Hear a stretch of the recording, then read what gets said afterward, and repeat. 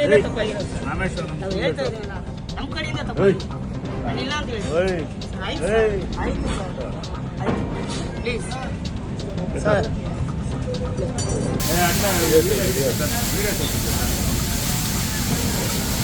ಇಲ್ಲ ಬಾಯಿಗೆ ಹಾಕೊಂಬಿಡಿ, ಪರವಾಗಿಲ್ಲ. ಇಲ್ಲ ವೀಡಿಯೋಸ್ ಇದೆ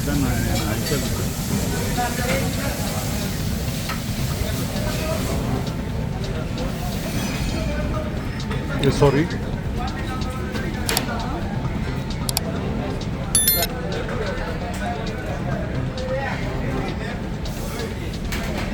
ಜಿರ್ಲೆ ಇದೆ ನೋಡಿ ಸರ್, ಅದ್ರೊಳಗಡೆ ಕಾಣಿಸ್ತಾ ಇದೆಯಾ?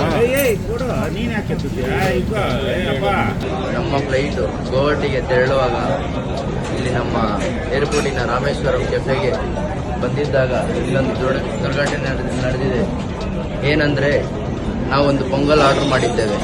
ಆ ಪೊಂಗಲಲ್ಲಿ ಒಂದು ಜಿರ್ಲೆಯನ್ನು ಕಂಡಿದ್ದೇವೆ.